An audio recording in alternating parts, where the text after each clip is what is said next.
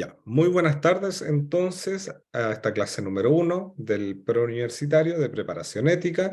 En esta clase vamos a comprender la idea de conjunto numérico. Bien. Primero que todo, ¿qué es un conjunto numérico? Nosotros tenemos que entender que todos los números que nosotros tenemos, todos los números que nosotros tenemos en nuestra mente, ¿ya? Hay una excepción del conjunto de los números complejos, ¿sí? Pero mientras tanto, todos los demás números que nosotros tenemos en nuestra mente, los conocemos como los números reales, ¿bien? Los números reales. Los números reales pueden ser tanto negativos, positivos, el cero, las raíces, el número pi, el número todos estos números especiales, ¿cierto? Todo esto son el gran conjunto de los números reales. Los números reales se dividen en dos grupos. Entonces, todos los números que nosotros tenemos pueden estar simplemente en uno de los dos grupos, en los racionales o en los irracionales. Todos los números que conocemos pueden estar o aquí o acá. No pueden estar en ambos grupos. Tienen que estar en aquí a la izquierda o aquí a la derecha. Los números racionales los vamos a definir como todo número que se puede escribir como fracción. Esa es la clave. ¿Bien? La clave es que todo número que se pueda escribir como fracción se le va a llamar número racional. ¿Bien? Racional viene de ración, de dividir una ración. Por ejemplo, cuando uno quiere un pedacito, no sé, pues, de torta, dice una ración de torta. De ahí viene la palabra fracción, ración. Todo esto significa exactamente lo mismo, son sinónimos. En cambio, los números irracionales los vamos a definir como números que no se pueden escribir como fracción. No fracción. O sea, cualquier número que no podamos escribir como fracción de ninguna forma posible, vamos a decir que son los números irracionales. Entonces, ¿cómo vamos nosotros a entender o cómo vamos a darnos cuenta si un número se puede escribir como fracción y otro que no se puede escribir como fracción? Generalmente nos vamos a dar cuenta por que son números enteros, ¿ya? Por ejemplo, el entero me refiero como el 1, 2, 3, 4, el 0, el menos 1, el menos 2, el menos 3, hasta el infinito negativo, ¿ya? ¿Por qué? Porque eso lo podemos escribir rápidamente como una fracción. Por ejemplo, el 9 lo podemos escribir como 18 partido por 2. Entonces rápidamente decimos, como el 9 lo podemos escribir como fracción, por lo tanto es un número racional. Otro ejemplo, el menos 6. ¿El menos 6 lo podemos escribir como fracción? Sí, lo podemos escribir como menos 12 dividido en 2. O también como menos 18 dividido en 3. Infinitas fracciones van a darnos menos 6. También vamos a darnos cuenta que un número lo podemos escribir como fracción cuando es decimal, ¿ya? Es decimal y yo conozco todos sus decimales. Ejemplo, 0,3 periódico. Ese 0,3 periódico significa 0,3333 infinitos. Y alguien me puede decir, profesor, pero son muchos 3. ¿Cómo eso yo lo puedo escribir como fracción? Sí, porque hay una técnica que vamos a ver más adelante. Pero lo importante es darse cuenta que yo todos los decimales, aunque sean infinitos, los conozco. Porque, ¿cuál es el decimal que viene aquí después de este 3? Un 3. ¿Cuál es el que viene después de este 3? Otro 3. ¿Cuál es el que viene después de este 3? 3. Por lo tanto, todos son 3. Todos. Por lo tanto, inmediatamente, como yo conozco todos sus decimales, hasta el infinito inclusive, yo inmediatamente puedo decir, lo puedo escribir como fracción. Va a haber una técnica que ya se la voy a enseñar y que esto nos daría un tercio. Si nosotros ponemos la calculadora, 1 dividido en 3 nos va a dar 0,3 periódico. Bien, por ejemplo, el 0,45 y solamente periódico el 5. Esto quiere decir 0,45555, infinito 5, porque esta rayita que está arriba de este número quiere decir que el número se repite infinitas veces. Entonces la pregunta que me tengo que hacer ahora es, ¿este 0,45, conozco todos sus decimales hasta el infinito? Sí, porque yo sé que después de este 5 viene un 5, después otro 5 hasta llegar al infinito que también es un 5. Por lo tanto, como los conozco todos, lo puedo escribir como fracción. ¿Bien? Y en este caso va a ser 41 dividido en 90.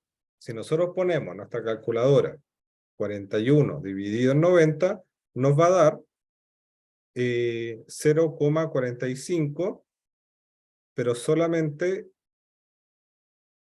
periódico el 5. ¿Bien? Y ustedes van a decir, ¿cómo pudiste llegar del 0,45 periódica a esta fracción? Bueno, hay una técnica, como ya les mencioné, que lo vamos a ver en las diapositivas posteriores. ¿Bien? Ahora, los números que yo tengo a la izquierda, junto con los que yo tengo a la derecha, ¿ya? Los racionales con los irracionales, no se llevan. Por eso viven dos mundos aparte, por eso son dos globos diferentes. El globo amarillo es completamente diferente a este globo rosado o fucsia. No se juntan por ningún motivo. Yo siempre doy un chiste para que nos acordemos que el racional con el irracional son como usted y su ex, ¿ya? Por ningún motivo nos mezclamos, por ningún motivo nos llevamos bien. No hay posibilidad. Y esto nos va a dar paso a una materia que se llama el comportamiento entre conjuntos, porque obviamente que se van a comportar de diferentes maneras cuando nos encontramos con un racional y un irracional, y se estén sumando, restando, multiplicando o dividiendo. ¿Bien? Ya comprendimos entonces que los números reales se dividen en dos, en racionales y en irracionales. Los racionales son los que se pueden escribir como fracción. ¿Y cómo vamos a darnos cuenta que los podemos escribir como fracción? Bueno, con los decimales que sí conocemos, infinitamente aunque sea, los enteros, ¿ya? Y todo lo que en definitiva podamos escribir como fracción. Y los irracionales no se pueden escribir como fracción porque no conocemos un número. El número más importante o más, no más importante, sino que más representativo de lo irracional es el número pi, ¿cierto? Que es 3,14, 15, y esto tiene infinitos decimales, infinitos, igual que el 0,3 periódico. Pero ¿cuál es la diferencia entre el pi y, por ejemplo, el 0,3 periódico? La diferencia radica, ¿ya? La diferencia es importante porque aquí yo conozco todos los decimales. Sé que viene un 3. Aquí no se conocen todos. Se han descubierto, hay matemáticos que se dedican a esto, a calcular los decimales del pi, pero como es un infinito irracional, un periódico infinito irracional, los decimales son cada vez distintos uno del otro. Por lo tanto, como no hay una regularidad, no conozco los decimales uno tras otro, no puedo escribirlo como fracción. Y aquí están las raíces, el número e, que es muy parecido al número pi, que viene de un momento especial de la matemática, etcétera, etcétera. ¿Bien? Continuamos. ¿Qué debemos saber? ¿Ya? Ya, ya nos introdujimos al mundo de los conjuntos numéricos. ¿Bien? Ustedes saben que la PAES, la prueba, se divide en ejes. ¿Ya? El primer eje es el eje números. El segundo eje es el eje de álgebra y función, ¿cierto? Y funciones. El tercer eje es el eje de geometría. Y el cuarto eje es el eje de dato y azar o probabilidad y estadística, ¿cierto? Entonces, dentro del eje número tenemos varios subtítulos o varios temas. El primer tema es conjunto numérico, que es lo que estamos viendo ahora. Y dentro de conjunto numérico tenemos que ver estas cuatro cosas. ¿Bien? En esta clase, por lo menos, queremos abarcar la las dos primeras, la aproximación de números decimales y la transformación de decimal a fracción. ¿Bien? Y todo esto va a estar dentro del conjunto de los números, el conjunto, perdón, del eje números, ¿ya? Y dentro del tema de conjunto numérico.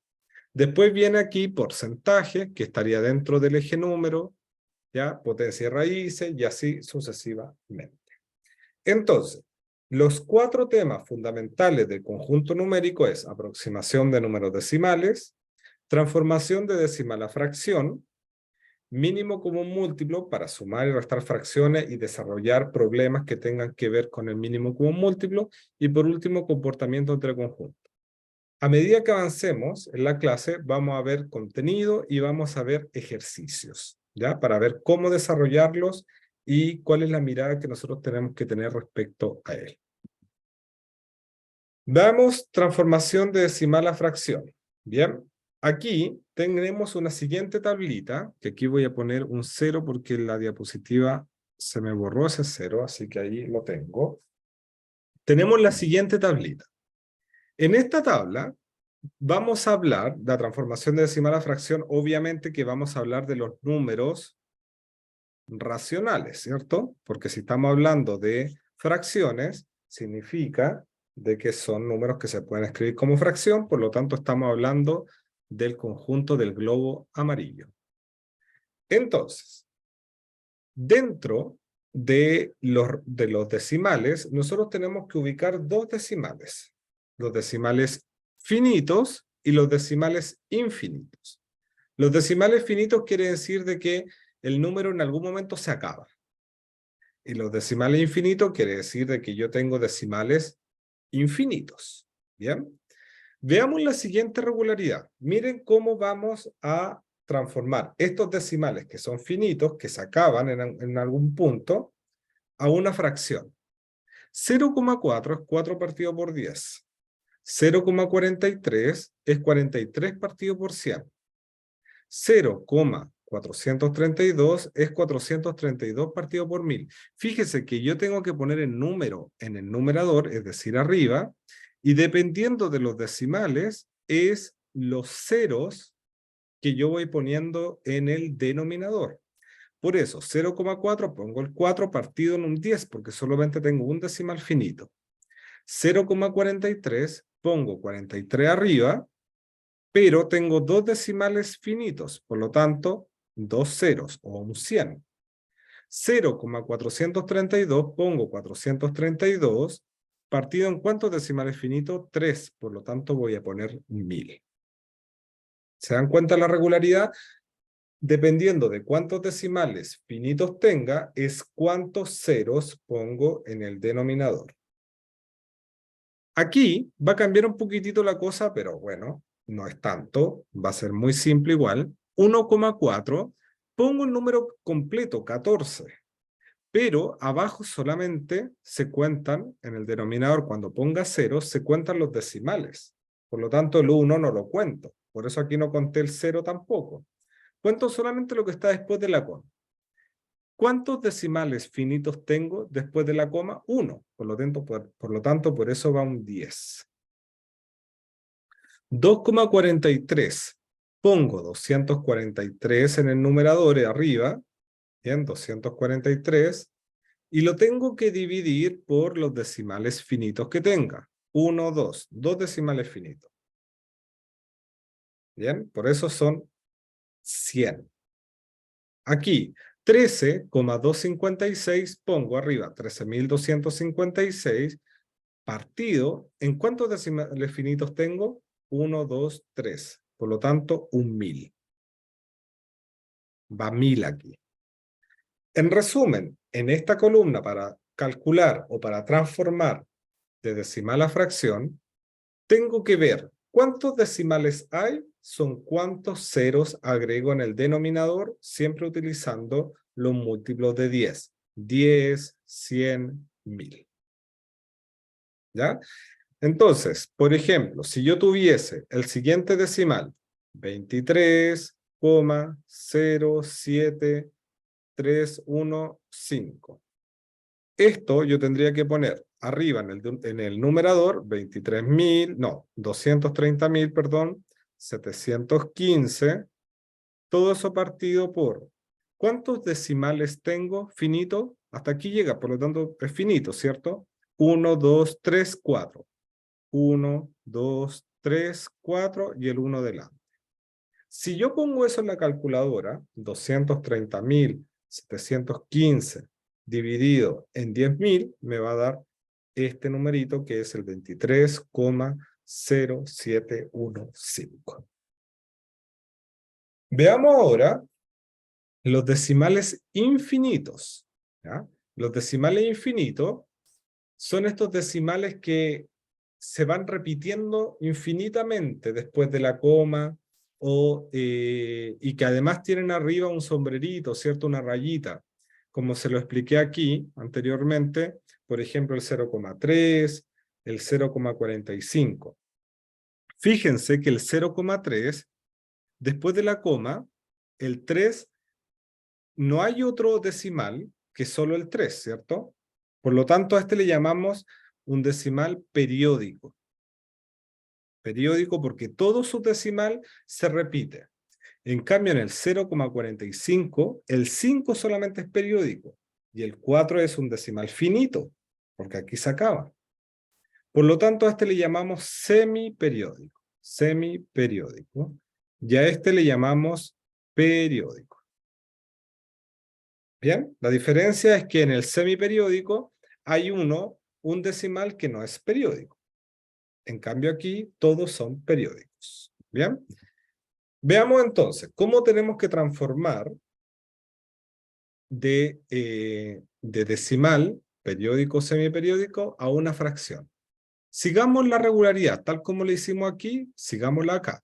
0,4 periódico, pongo el 4 y lo divido por 9. 0,43, pongo el 43 y lo divido por 9, porque tengo 2 pareciera. 0,432, pongo 432 dividido en 9.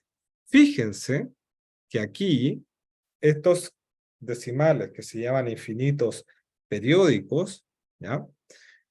Para transformarlos ya no voy a ocupar los múltiplos de 10, ni el 0, 10, 100.000, sino que voy a ocupar 9. Entonces, pongo 4 y divido en 9, porque tengo un periódico, un decimal periódico. Aquí, ¿cuántos tengo? Tengo 2. Por lo tanto, pongo 43 y divido en 9. Aquí tengo 3. 4, 3, 2. Pongo 4, 3, 2 y divido por 9, porque tengo 3 decimales infinitos periódicos. Y alguien me podría preguntar, ¿por qué se ponen 9? ¿Cierto? ¿Cuál es la razón de que sean 9?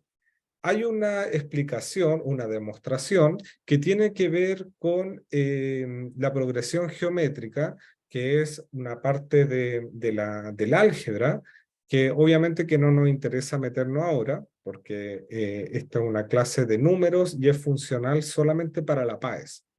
Entonces, cuando nos metemos al mundo de la demostración de los decimales infinitos periódicos, nos complicamos la existencia, así que yo les quiero pedir que para esta materia asumamos esto, ¿ya? Y quien esté más interesado en la demostración puede escribir en el foro, ¿ya? De Schoology para yo poder mandarle material extra en la demostración de la transformación de decimal a fracción en los infinitos, ¿ya?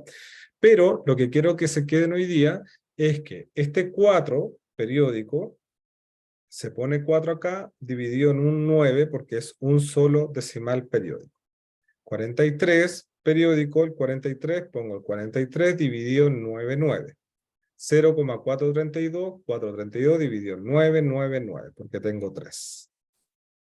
Aquí abajito ya se mezclan las cosas porque a esto les vamos a llamar los semiperiódicos, ¿se acuerdan? Que estamos viendo decimales donde van a haber solo periódicos completos y los semiperiódicos donde se combinan, ¿cierto? Entre infinitos y finitos, ¿ya? Bueno, este de acá arriba no porque es una transición. Aquí, ¿qué pasa? Cuando tenemos algo como esto, que tenemos números que no son periódicos, que no tienen el sombrerito arriba, tenemos que hacer una operación particular. Ponemos el número 14 completo y tenemos que restar todo lo que no es periódico. Entonces ponemos 14 y restamos lo que no es periódico, lo que no tiene sombrerito, que es lo que es el 1 en este caso. 14 menos 1. Y tenemos que dividirlo por la cantidad de 9 o la cantidad de 0, dependiendo de los decimales que haya. ¿Qué decimal aquí hay? Hay un decimal que es periódico. Por lo tanto, dijimos que los periódicos se pone un 9 abajo. Como hay uno solo, ponemos un 9. Fíjese este. Ponemos 243 y tenemos que restar lo que no es periódico, lo que no tiene el sombrerito arriba. ¿Qué es lo que no tiene en el 243 sombrerito arriba? El 24. Por lo tanto, restamos 24. ¿Bien? Y todo eso lo partimos por 9 o por 0, porque aquí se van a combinar. ¿Se acuerdan? En los semiperiódicos. Tenemos un periódico, por lo tanto, este va a ser representado por el 9, y tenemos un finito.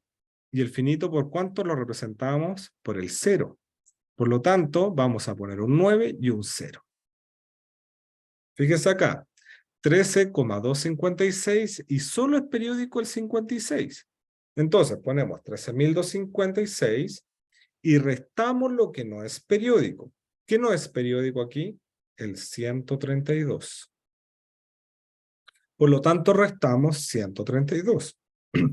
Y tenemos que ver o preguntarnos, ¿cuál de estos decimales es periódico? El 5 y el 6, tenemos 2. Y el 2 es finito, por lo tanto va representado por el 0. Entonces ponemos 9, 9, 0. Siempre los 9 y después los ceros. Entonces, en definitiva, en los decimales infinitos, periódico y semiperiódico, tenemos que preguntarnos, ¿cuántos periódicos hay? Es cuántos 9 agrego en el denominador en conjunto con los ceros cuando sean semiperiódicos. Veamos un ejemplo. Aquí, 21,38531. Vamos a poner esto como periódico. Entonces, traten de ir conmigo. Todos juntos a la vez. Ponemos el número completo, ¿cierto? 2, 1, 3, 8, 5, 3, 1.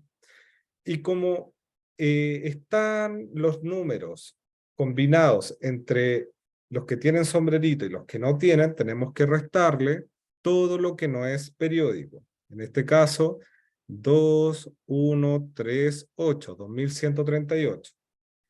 Y todo esto lo dividimos por, ¿cuántos 9 tenemos que poner abajo? 3, porque tenemos 3 infinitos periódicos, ¿cierto? ¿Y cuántos decimales no periódicos? 2, el 3 y el 8. 0, 0.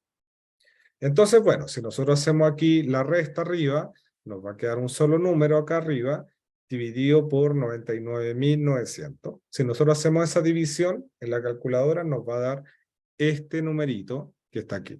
A ver, hagámoslo. Traten de agarrar su celular o su calculadora y pongamos, yo lo estoy haciendo, 2, 1, 3, 8, 5, 3, 1.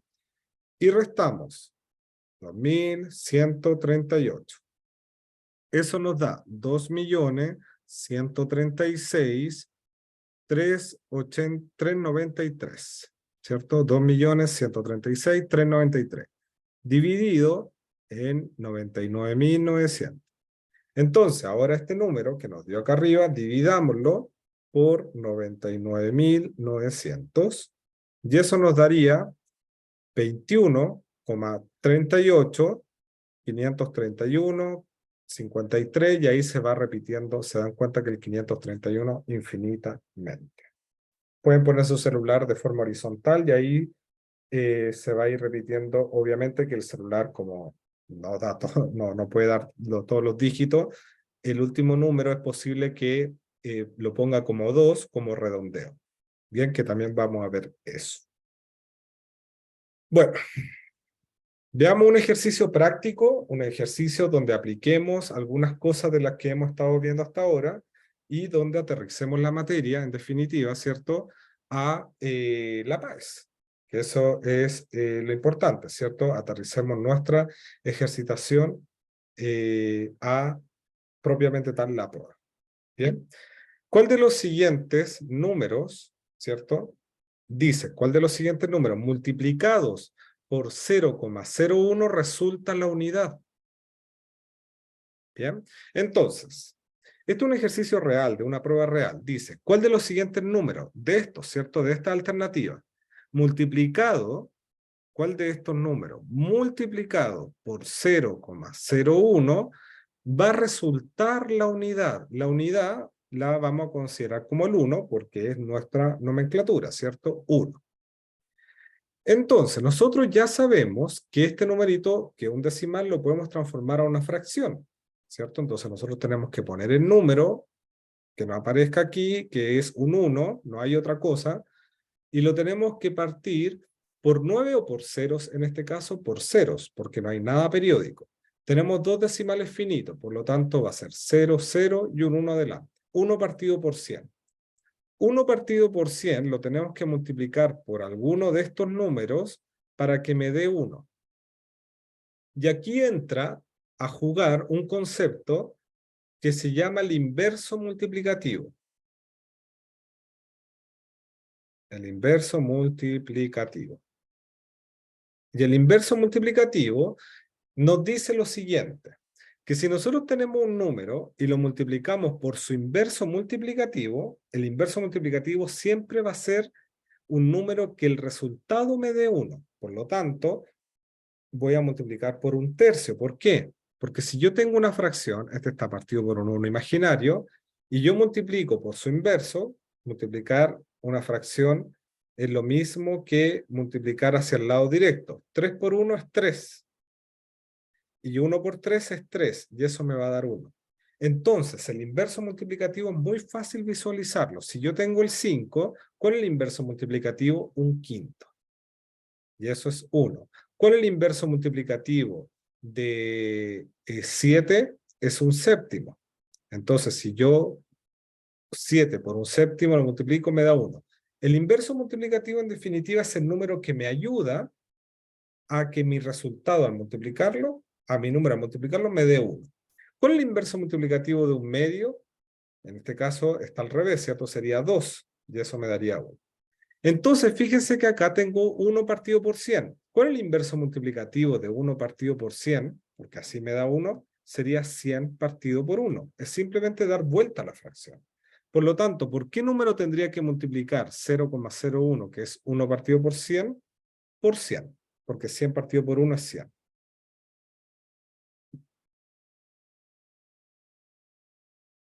Avancemos.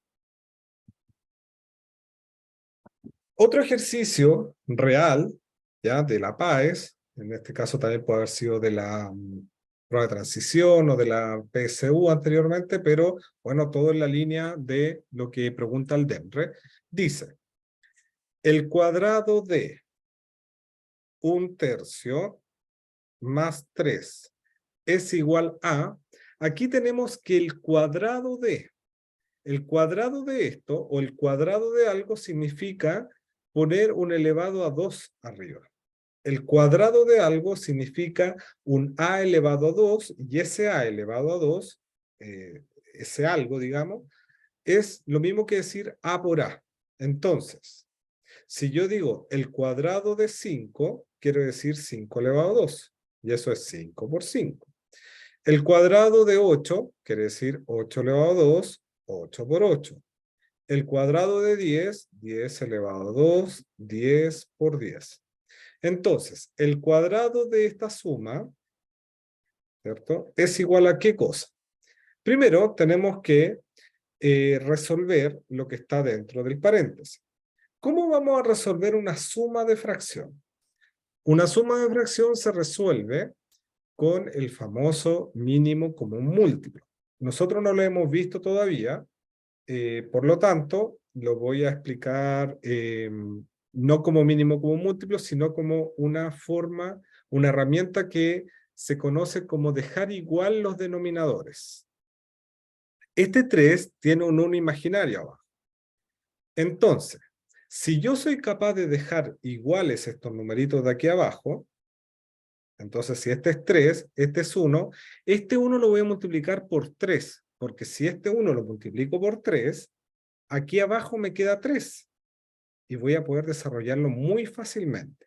Pero si yo multiplico aquí abajo por 3, arriba también, porque de esa forma se mantiene el valor de la fracción. Entonces, en definitiva, esto me quedaría 1/3 más 3 por 3, 9, y aquí 3 por 1, 3. Esto elevado a 2. Y aquí logro mantener iguales los denominadores, es decir, mantengo el 3 y sumo directamente los numeradores. 1 más 9, 10. Y todo eso elevado a 2. Y recuerden que 10 partido por 3 elevado a 2 es lo mismo que decir 10 partido por 3 por 10 partido por 3, porque recordemos que el cuadrado significa multiplicación, ¿cierto?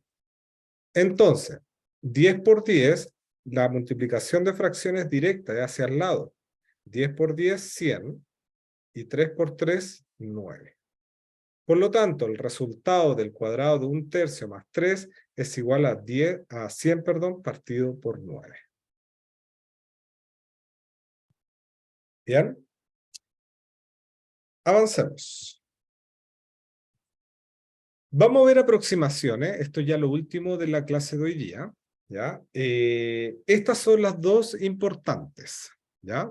La aproximación por exceso y la aproximación por defecto se las voy a dejar explicada en el foro de Schoology, porque lo importante para la prueba de PAES, ¿cierto? Es este y este.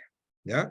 Si bien igual yo le puse las 4 para que no tuviésemos dudas respecto a las que existen, no se preguntan en la PAES, pero bueno, yo por si acaso, porque en una de esas el DENRA pudiese preguntar, se las voy a dejar en el foro de Schoology.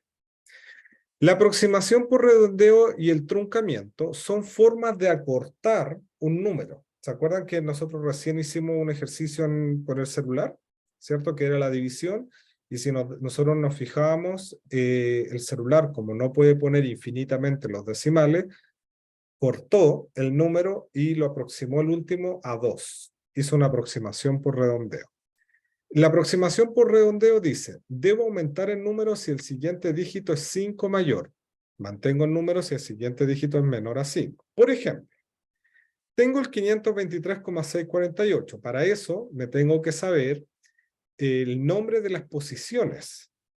La primera posición se llama décima, la segunda posición después de la coma es centésima, y la tercera posición es la milésima. Bueno, hay más y las podemos buscar después, también se las puedo dejar en un link, ¿cierto? Pero estas son las importantes, las 3 primeras. Entonces, imaginemos que hay un ejercicio que me dice lo siguiente. Aproxima por redondeo el 523,648 a la centésima.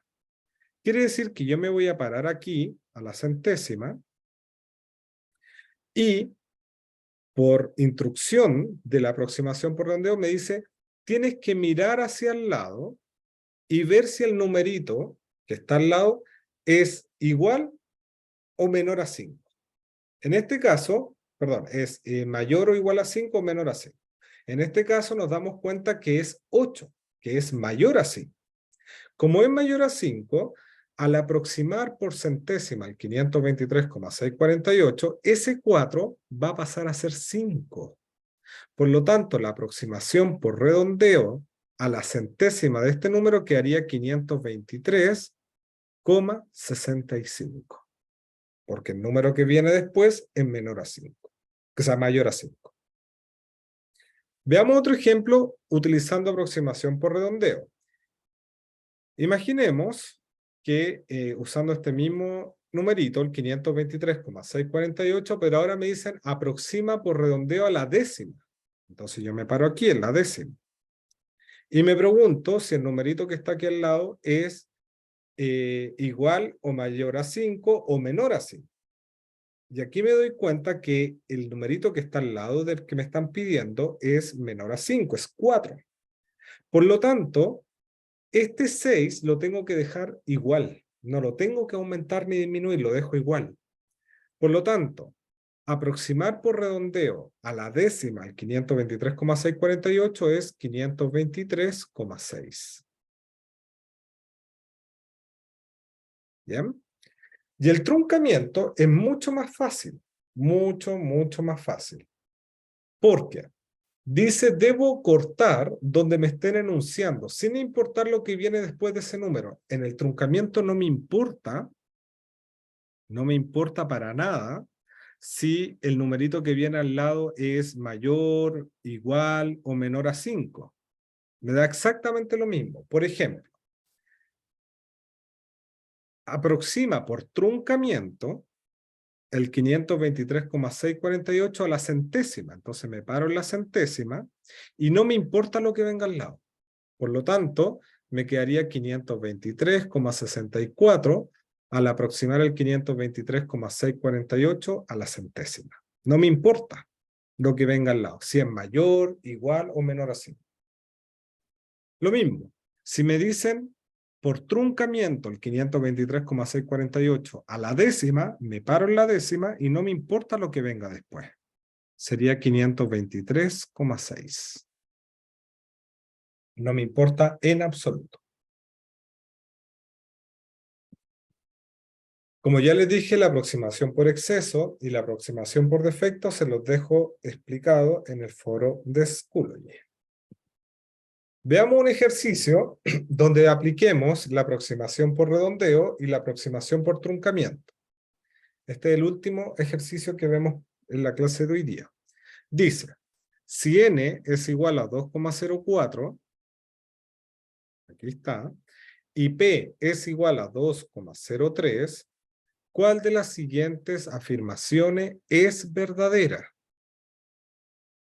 ¿Ya? Tenemos n es igual a 2,04 y p es 2,03. Pregunta, ¿cuál de las siguientes afirmaciones es verdadera? N, dice, es la aproximación por redondeo a la milésima de este numerito. Veamos si es verdad lo que dice. N es la aproximación por redondeo a la milésima de este número. ¿Cuál es la milésima? El 0 es la décima, el 3 es la centésima y el 8 es la milésima. Recordemos las posiciones. En la primera posición es décima, la segunda posición es centésima y la tercera es la milésima. Entonces, me paro en la milésima, ¿cierto? Y aquí, como es por redondeo, tengo que mirar el de al lado. Si es igual, mayor o menor a 5. Es igual a 5, por lo tanto el 8 pasa a ser 9.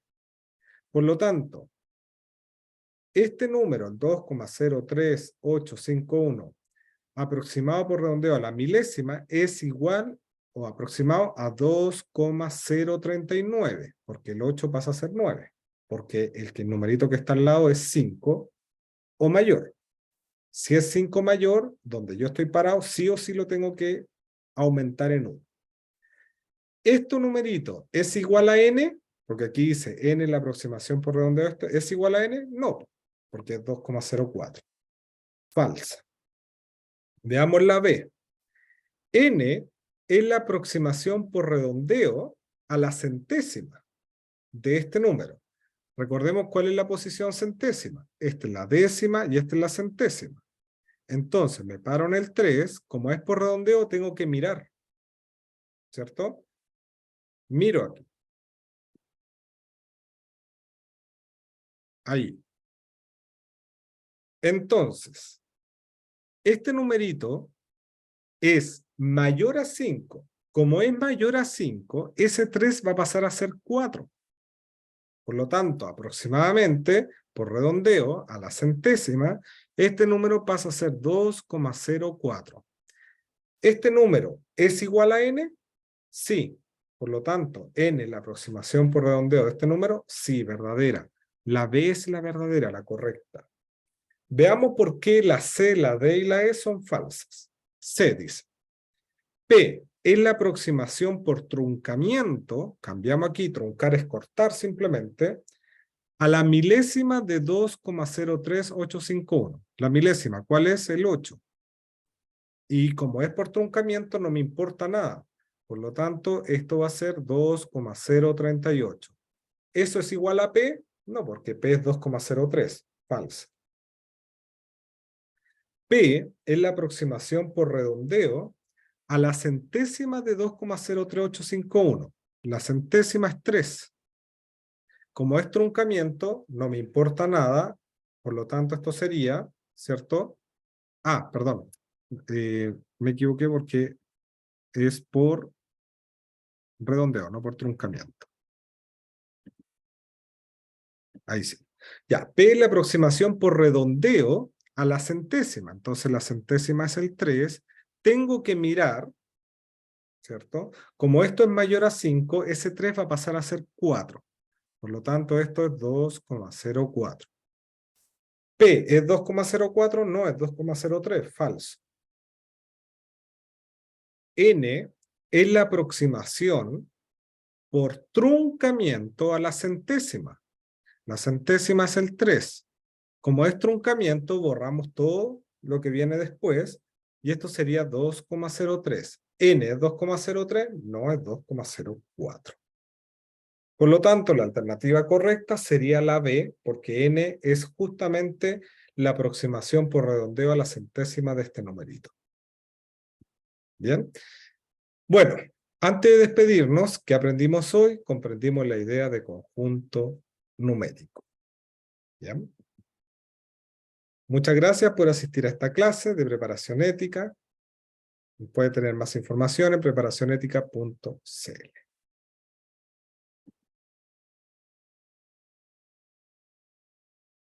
Chiquillos, dudas, consultas, antes de irnos. ¿O todo bien?